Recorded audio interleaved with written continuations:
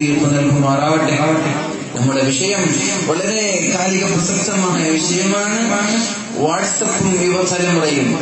വാട്സപ്പും യുവതലമുറയും എന്നൊക്കെ പറയുമ്പോ കുറച്ച് കാലം മുമ്പൊക്കെ ഒരാൾ പറയുമ്പോ നമ്മുടെ വയസ്സന്മാർക്കൊക്കെ തിരിയൂല എന്ന് നമ്മൾക്ക് വിചാരിക്കാമായിരുന്നു. എന്ത് ബുക്കിപ്പായി ഫേസ്ബുക്ക് എന്നൊക്കെ ചോദിച്ചാലുണ്ട്.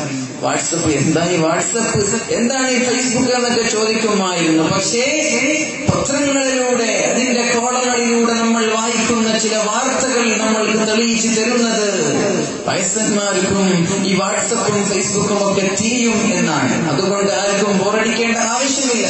ചെറുപ്പക്കാരോട് മാത്രമല്ല, ചെറുപ്പക്കാരികളോട് മാത്രമല്ല, ഇവിടെ കൂടിയിരിക്കുന്ന വയോധികരായ രക്ഷിതാക്കളോട്, ഉമ്മ പെങ്ങന്മാരോടൊക്കെ പറയാനുള്ളത്, വാട്സപ്പ് ഉപയോഗിക്കൽ തെറ്റാണെന്ന് ഒരിക്കലും ഇസ്ലാം പറയുന്നില്ല. ഒരിക്കലും പറയുന്നില്ല. ഫേസ്ബുക്ക് ഉപയോഗിക്കൽ തെറ്റാണെന്ന് ഇസ്ലാം പഠിപ്പിക്കുന്നില്ല. ഇന്റർനെറ്റിന്റെ ഉപയോഗം അത് തെറ്റാണെന്ന് ഇസ്ലാം പറയില്ല. ഇസ്ലാം പറയുന്നത്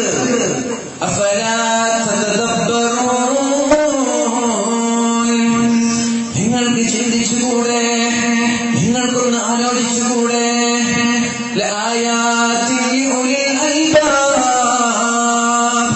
ചിന്തിക്കുന്നവർക്ക് ദൃഷ്ടാന്തമുണ്ടല്ലോ, ആലോചിക്കുന്നവർക്ക് ഒരുപാട് കാര്യങ്ങൾ പഠിക്കാനുണ്ടല്ലോ. പരിശുദ്ധമായ ഇസ്ലാം നമ്മോട് ഒരിക്കലും ഇസ്ലാം ഒരു മനുഷ്യനെയും സ്വാതന്ത്ര്യത്തിന്റെ മേഖലകളിൽ നിന്ന് തടഞ്ഞു വെച്ചിട്ടില്ല. പുരോഗതിയുടെ കവാടങ്ങൾ അടച്ചു വെച്ചിട്ടില്ല. ആർക്ക് വേണമെങ്കിലും എത്രത്തോളം ഉന്നതങ്ങളിലേക്ക് പറന്നുയരാൻ സാധിക്കുമെങ്കിലും ഇസ്ലാം തയ്യാറാണ്. ഒരാളെയും തടഞ്ഞു വെച്ചിട്ടില്ല. അതാണ് പരിശുദ്ധമായ ഇസ്ലാം. പക്ഷേ നമ്മൾ ശ്രദ്ധിക്കേണ്ടത്, നമ്മൾ അതിനെ ഉപയോഗിക്കേണ്ട മേഖലകൾ ഇസ്ലാം പഠിപ്പിച്ചു തന്നിട്ടുണ്ട്. വാട്സപ്പ് ആണെങ്കിലും ഫേസ്ബുക്ക് ആണെങ്കിലും എങ്ങനെ ഉപയോഗിക്കാം എന്നാണ് നമ്മൾ പഠിക്കേണ്ടത്.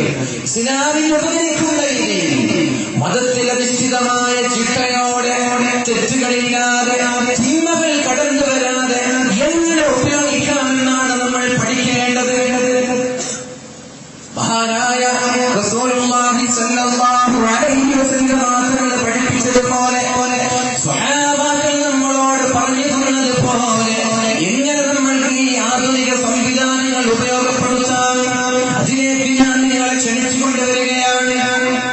ഞാൻ ആദ്യമായി പറഞ്ഞത്, നമ്മുടെ പ്രിയപ്പെട്ട ഉപ്പമാർ, പ്രിയപ്പെട്ട രക്ഷിതാക്കൾക്ക് ഒരിക്കലും തിരിയില്ലെന്ന് പറയാൻ കഴിയില്ല. ഏകദേശം ഒരു വർഷം മുമ്പ് നമ്മൾ പത്രത്തിന്റെ കോളങ്ങളിൽ വായിച്ച ഒരു ന്യൂസ് ഞാൻ നിങ്ങളിലേക്ക് ഇട്ടുതരികയാണ്. എന്നിട്ട് നമ്മൾക്ക് ആലോചിക്കാം ഇതവർക്ക് തിരിയോ ഇല്ലേ എന്ന്. എറണാകുളത്തുള്ള ഒരു പെണ്ണ് വർഷങ്ങളായിട്ട് ഫേസ്ബുക്കിലൂടെ ഒരു പുരുഷനോട് ചാറ്റ് ചെയ്യാൻ തുടങ്ങി. എറണാകുളത്ത് എഞ്ചിനീയറിംഗ് പഠിക്കുന്ന ഒരു പെൺകുട്ടി വർഷങ്ങളായിട്ട് ഫേസ്ബുക്കിലൂടെ ചാറ്റ് ചെയ്യാൻ തുടങ്ങി. എന്നിട്ട് പെണ്ണിന്റെ പഠനത്തിന് തടസ്സം സംഭവിച്ചു. പെണ്ണിന്റെ പഠന പുരോഗതിയിൽ വിഘ്നം സംഭവിച്ചു. അങ്ങനെ പെണ്ണ് ഈ ഞാൻ ചാറ്റ് ചെയ്യുന്ന ആ പുരുഷനോട് കാണണമെന്ന അതിയായ മോഹം തോന്നി. അങ്ങനെ പുരുഷനോട് പറഞ്ഞു, എനിക്ക് നിങ്ങളെ കാണണം, നിങ്ങളെ കാണാതെ, നിങ്ങളെ ഒന്ന് കാണാതെ എന്റെ പഠനത്തിന് പുരോഗതി ഉണ്ടാവില്ല, എനിക്ക് കോൺസെൻട്രേഷൻ ലഭിക്കില്ല, അതുകൊണ്ട് അന്ന് നിങ്ങളെ ഒന്ന് കാണണം. പെണ്ണ് മുസ്ലിമായ പെൺകുട്ടി എറണാകുളത്ത് നിന്ന് ട്രെയിൻ കയറി ഇങ്ങനെ കണ്ണൂരിൽ ഒരു സ്റ്റേഷനിൽ ഇറങ്ങി. ആ എന്തിനു വേണ്ടി? ഉപ്പയറിയാതെ, ഉമ്മയറിയാതെ, സഹോദരങ്ങളറിയാതെ തന്റെ കാമുകൻ ഫേസ്ബുക്കിലൂടെ ഒരു വർഷമായി ചാറ്റ് ചെയ്യുന്ന തന്റെ കാമുകനെ കാണാൻ വേണ്ടിയിട്ട് ആരാരും അറിയാതെ ട്രെയിനിൽ കയറിയിട്ട് സുബഹിക്ക് പ്രഭാതത്തിൽ കണ്ണൂരിലേക്ക് ഇറങ്ങി. കണ്ണൂരിൽ ഒരു പെൺകുട്ടി അനാഥയായിട്ട് കണ്ടപ്പോ അവിടെയുള്ള ഓട്ടോ ഡ്രൈവർമാർ പോലീസുകാർക്ക് വിവരം അറിയിച്ചു. പോലീസുകാരെ വിളിച്ചിട്ട് പറഞ്ഞു, ഇവിടെ ഒരു പെൺകുട്ടി അലക്ഷ്യമായി നടക്കുന്നുണ്ട്. ഉടനെ പോലീസുകാര് വന്നുകൊണ്ട് പെണ്ണിൽ പൊക്കി. എന്നിട്ട് പെണ്ണിനോട് ചോദിച്ചു, പെണ്ണേ എവിടെ നിന്നാണ്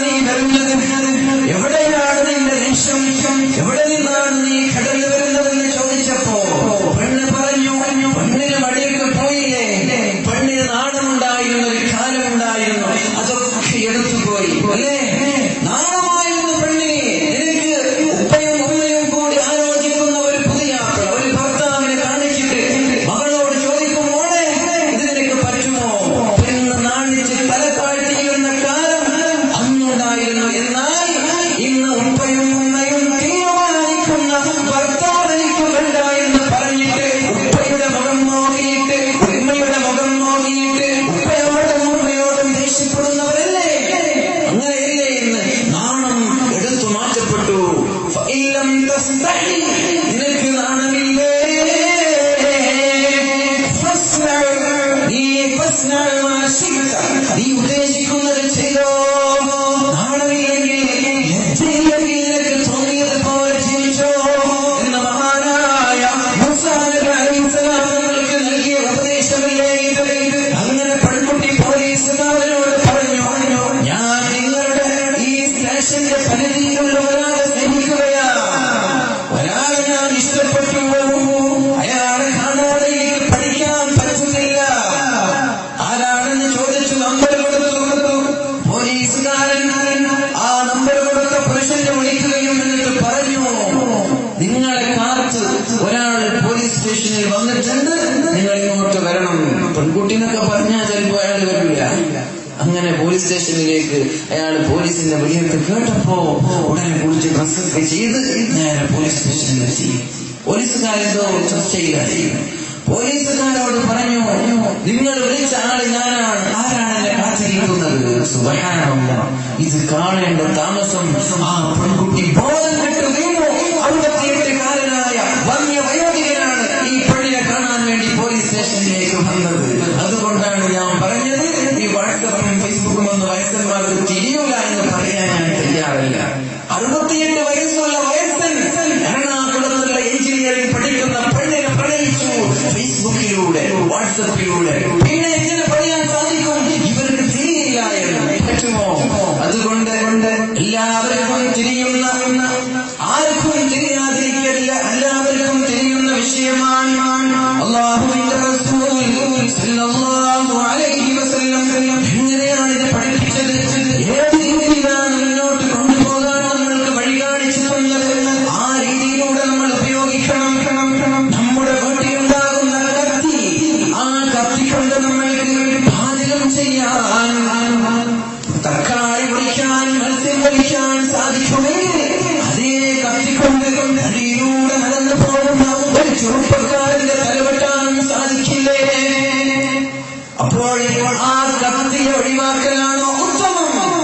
നമ്മൾ വീട്ടിലുള്ള ഗ്ലാസുകൾ കൊണ്ട് കള്ള് കുടിക്കാനും സാധിക്കും, അതേപോലെ കട്ടൻ ചായ കുടിക്കാനും സാധിക്കും. എന്നിട്ട് കള്ള് കുടിക്കാൻ പറ്റുമെന്ന് പറഞ്ഞിട്ട് ആ ഗ്ലാസിനെ നമ്മൾ ഒഴിവാക്കുകയാണോ ചെയ്യേണ്ടത്? അല്ല, ഈ കള്ളിനെ ഒഴിവാക്കുകയാണോ ചെയ്യേണ്ടത്? വാട്സപ്പും ഫേസ്ബുക്കും ഒക്കെ നല്ലതാണ്, ഏറ്റവും നല്ലതാണ്.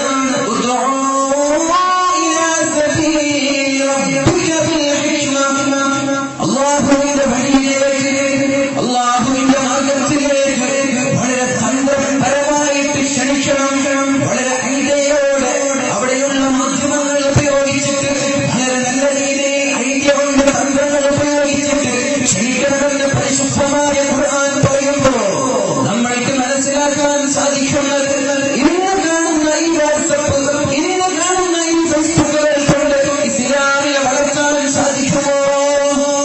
പറ്റുമോ? ഇല്ലല്ലേ? ഇസ്ലാമിനെ വളർത്താൻ ഏറ്റവും ഉപയോഗമായ, ഏറ്റവും ഉപകരിക്കുന്ന മീഡിയ അത് സോഷ്യൽ മീഡിയകളാണ്. ഇന്ന് രാവിലെ എണീറ്റപ്പോ ചില അധ്യാപകർക്ക് കോൾ വന്നു, ഇന്ന് സ്കൂളുണ്ടോ? ഇല്ലേ? ഇന്നലെ പ്രശ്നമായിരുന്നു. ആ പ്രശ്നമാകുമ്പോ വാട്സപ്പിലേക്ക് സ്കൂൾ പഠിക്കുന്ന കുട്ടികളായിരിക്കും, ഇന്ന് ഹർത്താലാണ്, സ്കൂളിലാന്ന് വിട്ടു. ചെറുപ്പക്കാരൊക്കെ വായിച്ചിട്ട് അൽഹംദുലില്ലാഹ്. സത്യം പറഞ്ഞാൽ ഞാനും ഇന്ന് ഹർത്താലാണെന്ന് പറഞ്ഞിട്ട് കുറച്ച് നേരം ഉറങ്ങി, കൂടുതൽ ഉറങ്ങി. ഹർത്താലാന്ന് കരുതി രാത്രിയൊക്കെ ഫുള്ള് ന്യൂസ് ആയിരുന്നു ഹർത്താലായിരിക്കുമെന്ന്. അങ്ങനെ അധ്യാപകർക്ക് വിളിക്കാൻ തുടങ്ങി. ഇത് കണ്ടു, എന്ത് ഫേക്ക് ന്യൂസ് കണ്ടാലും നമ്മൾ വിശ്വസിക്കുകയാണ്. എന്ത് കണ്ടാലും ഇത് സത്യമാണോ, ഇത് കളവാണോ എന്ന് ആലോചിക്കാതെ ഫേസ്ബുക്കിന്റെയും വാട്സപ്പിന്റെയും അഡിക്റ്റായി മാറുകയാണോ നമ്മളെന്ന് നമ്മൾ ആലോചിക്കേണ്ടി വരുന്നു. പരിശുദ്ധമായ ഖുർആൻ നമ്മൾക്ക് പഠിപ്പിച്ചു തരുന്ന വളരെ വളരെ വ്യക്തമായ ഒരു വഴിയുണ്ട്. ഖാറൂനിനെ കുറിച്ച് പരിശുദ്ധമായ ഖുർആൻ പറയുന്ന ആയത്തുകൾ എത്ര വ്യക്തമായിട്ടാണ്. അഊദു ബില്ലാഹി മിനശ് ശൈത്വാനിർ റജീം. ബിസ്മില്ലാഹിർ റഹ്മാനിർ റഹീം. ഇന്ന ഖാറൂന കാന മിൻ ഖൗമി മൂസാ ഫബഗാ അലൈഹിം വആതൈനാഹു മിനൽ കുനൂസി മാ ഇന്ന മഫാത്തിഹഹ ലതനൂഉ ബിൽ ഉസ്ബതി ഉലിൽ ഖുവ്വ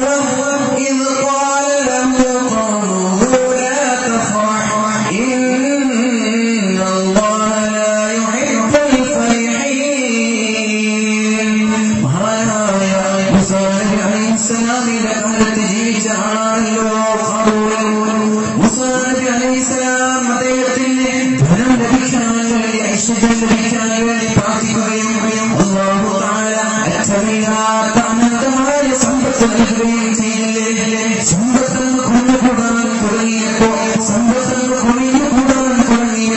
അദ്ദേഹം അഹങ്കാരിയാവുകയും ധിക്കാരിയാവുകയും അബ്ബാനായ മൂസാ നബി അലൈഹിസ്സലാം സകാത്തിന്റെ പണം ചോദിച്ചപ്പോ കൊടുക്കാതെ ആക്ഷേപിച്ചു വിടുകയും ചെയ്തില്ലേ. അങ്ങനെ ഹാറൂനെ കുറിച്ച് പറയുന്ന സന്ദർഭത്തിൽ ഹാറൂനിന്റെ ഖജാനയുടെ താക്കോല് ചൂടാൻ തന്നെ 40 കുതിരകൾ, 40 കുതിരകൾ, നല്ല ശക്തിയുള്ള കഴിവുള്ള പവറുള്ള 40 കുതിരകൾക്ക് ചുമക്കാനുള്ള താക്കോൽ തന്നെ ഹാറൂനിന്റെ കൈകളിലുണ്ടായിരുന്നു. അത്രയും വലിയ സമ്പന്നനായ ഹാറൂൻ അഹങ്കരിച്ചുകൊണ്ട് സന്തോഷിച്ചുകൊണ്ട് ലോകത്തിന്റെ ആ വഴിയിലേക്ക് ഇറങ്ങിയപ്പോൾ അവിടെയുള്ള ജനങ്ങളൊക്കെ ആഗ്രഹിച്ചു പോയി. ഹാറൂനിനെ ലഭിച്ചതുപോലെ നമ്മൾക്കും ലഭിച്ചിരുന്നെങ്കിൽ എത്ര നന്നായിരുന്നു. എന്നിട്ട് പറയുകയാണ്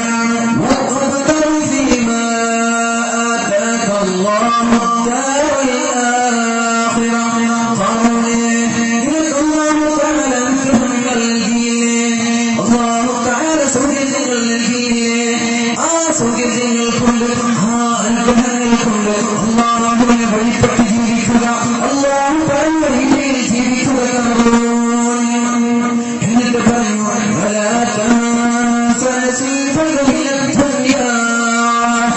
അല്ലാഹു തആല നൽകിയ ഈ ദുനിയാവിൽ അല്ലാഹു തആല നൽകിയ അനുഗ്രഹങ്ങളെ മറന്നു പോകരുത്. അല്ലാഹു നമ്മൾക്ക് നൽകിയ അനുഗ്രഹമാണ് നമ്മുടെ വാട്സപ്പും നമ്മുടെ ഫേസ്ബുക്കും നമ്മുടെ ഇന്റർനെറ്റും ടിവിയും ഒക്കെ അല്ലാഹു തആല നമ്മൾക്ക് നൽകിയ അനുഗ്രഹമാണ്. ആ അനുഗ്രഹങ്ങൾ നമ്മൾ മറന്നു പോകരുത്.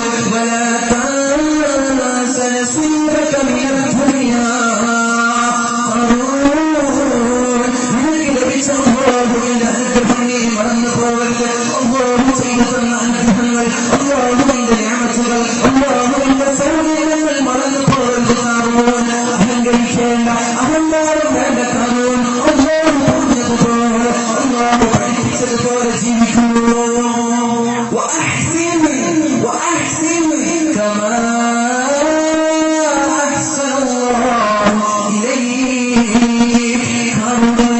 അല്ലാഹു തആല നിനക്ക് നന്മ നൽകിയതുപോലെ, അല്ലാഹു തആല സൗകര്യങ്ങൾ നൽകിയതുപോലെ ജീവിക്കുന്നു. ولا تبغوا الفساد في الأرض. ഭൂമിയിൽ ഫിത്നയെ ആഗ്രഹിക്കരുത്. ദുനിയാവിലൊരിക്കലും ഫിത്നയെയോ ഫസാദിനെയോ ദുഷ്ചെയ്തികളെയോ തിന്മകളെയോ ആഗ്രഹിക്കരുത്. നീ ഒന്നുമല്ലാതെ ദരിദ്രനായിട്ട് ഒരു നേരത്തെ അപ്പവസ്ത്രത്തിന് വേണ്ടി യാചിച്ചിരുന്ന കാലമുണ്ടായിരുന്നില്ല. അല്ലാഹുവല്ലേ നിനക്ക് അനുഗ്രഹം നൽകിയത്, അല്ലാഹുവല്ലേ നിനക്ക് നിഅമത്തുകൾ നൽകിയത്. എന്നിട്ട് അല്ലാഹു നൽകിയ നിഅമത്തിനെ മറക്കുകയാണോ? അല്ലാഹു നൽകിയ അനുഗ്രഹത്തെ നീ ചോദ്യം ചെയ്യുകയാണോ?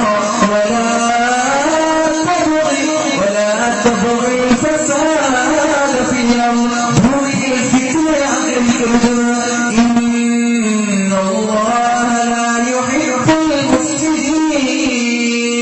ദുനിയാവിൽ ഫിത്ന ചെയ്യുന്നവർ, ദുനിയാവിൽ ഫിത്നയെ ആഗ്രഹിക്കുന്നവരെ അല്ലാഹു ഇഷ്ടപ്പെടുകയോ? അല്ലാഹു ഒരിക്കലും അവരെ തൃപ്തിപ്പെടില്ലല്ലോ. അതുകൊണ്ട് ഖാറൂൻ അല്ലാഹു നിനക്ക് നൽകിയ അനുഗ്രഹങ്ങളെ മറന്നിട്ട് അഹങ്കരിക്കല്ല. എന്തായിരുന്നു നമ്മൾക്ക് പഠിപ്പിച്ചു തരുന്നത്? അല്ലാഹു നൽകിയ അനുഗ്രഹമാണ് നമ്മൾ ഉപയോഗിക്കുന്ന വാട്സപ്പും ഫേസ്ബുക്കും ഒക്കെ. അതൊക്കെ ഹറാമാണ്, അത് പാടില്ലെന്ന് പറയാൻ നമുക്ക് കഴിയില്ല. പക്ഷേ ഏത് കാര്യങ്ങൾക്കും ബാഡ് എഫക്റ്റും സൈഡ് എഫക്റ്റും, അതിന് എല്ലാ കാര്യങ്ങൾക്കും അതിന്റെ നല്ല വശമുണ്ട്, അതിന്റെ തിന്മയായ തെറ്റായ വശവുമുണ്ട്. നമ്മൾ എടുക്കേണ്ടത് നല്ല വശമാണ്, നമ്മൾ സ്വീകരിക്കേണ്ടതിന്റെ നല്ല വശമാണ്. അതാണ് നമ്മൾ തീരുമാനിക്കേണ്ടത്. ഇന്ന് മുതൽ നമ്മൾ തീരുമാനിക്കേണ്ടതാണ്. ഞാൻ നിങ്ങളോട് പറയുന്നത്, അല്ലാഹുവിന്റെ റസൂൽ സല്ലല്ലാഹു അലൈഹി വസല്ലം ഒരുപാട് ഹദീസുകൾ നമ്മോട് പഠിപ്പിച്ചു തന്നിട്ടുണ്ട്. ഈ ഇന്റർനെറ്റിനെ കുറിച്ച് പ്രവചിക്കുന്ന ഹദീസുകൾ, അതേപോലെ